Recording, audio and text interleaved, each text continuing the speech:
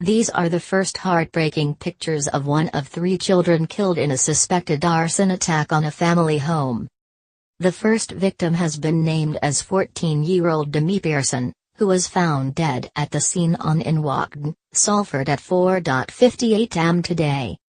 An 8-year-old boy and a 7-year-old girl, believed to be Demi's brother and sister, also died in the tragic blaze. A 3-year-old girl is in a critical condition, while the 35-year-old mother of all the children is in a serious condition. It is believed Demi was a pupil at Salford, which is the school featured in Channel 4's Educating Greater Manchester. Police have confirmed they have launched a manhunt for a murder suspect after treating the fire as suspicious. Detectives say they know who is involved and have urged their suspect to hand himself in following the deaths. Police did not name the individual they want to trace in connection with the blaze in Worsley, Greater Manchester, but said, he knows who he is and he should give himself up. Heartfelt tributes have been paid to Demi on social media by friends and well-wishers tonight. Drew Pavey, executive head teacher at Salford School, wrote on Twitter, "We are devastated at the tragic loss of life today in our community. Our thoughts and prayers are with the family involved." Kirsty Livingston posted on Facebook, "Demi Pearson, you are one of the funniest and loving young woman that forever got to know. I'm so grateful to have the opportunity to watch you grow from a little girl to a beautiful young woman." Amy Wallace added, "Rest in peace Dem, mad how I was only speaking to you the other day, taken way too soon," while Megan H. Newest wrote, "Wow, can't believe what I'm hearing. Rest in peace Demi Pearson, so young? X." Amber Robinson added, "Rip Demi Pearson, gone far too soon. Fly high Angel 20." and Demi Lee Howarth said, "Spread them wings and fly high baby girl." In a statement tonight, Chief Superintendent Wayne Miller, Territorial Commander for GMP's Salford Borough, urged the suspect to come forward. He said, "The death of these 3 children is heartbreaking. Our thoughts are with their loved ones and the little girl and her mum who are in hospital fighting for their lives. We currently have specially trained officers with the family to help them through this devastating time. We have launched a murder investigation and have a suspect in mind who we are urgently seeking in relation to this attack. All I will say is, he knows who he is and he should give himself up.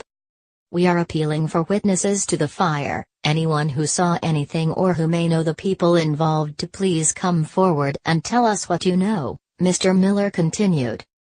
"I stress, we are dealing with the murder of 3 children here. Any information, no matter how small, is very important to the family and the investigation.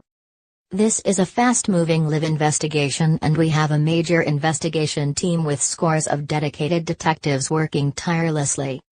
I want to describe what this incident is. It's the murder, using fire, of 3 children, and we have a 3-year-old girl fighting for her life who is seriously ill. This will devastate this family forever and words cannot describe what they are going through. We need the public's help to find the answers the family deserve. We want to make arrests as soon as possible and we appeal to local people to help us in this." The Manchester Evening News reported that police had been called to the house to a reported incident there at around 2 a.m., around 3 hours before the fire service were alerted to the blaze. It is understood that in the earlier incident, the police and the fire service were responding to reports of a wheelie bin at the home being set on fire. It's understood that one line of investigation is a possibility that a flammable liquid was poured through the home's letterbox. Police told the Manchester Evening News that there were 7 people in the address at the time of the fire.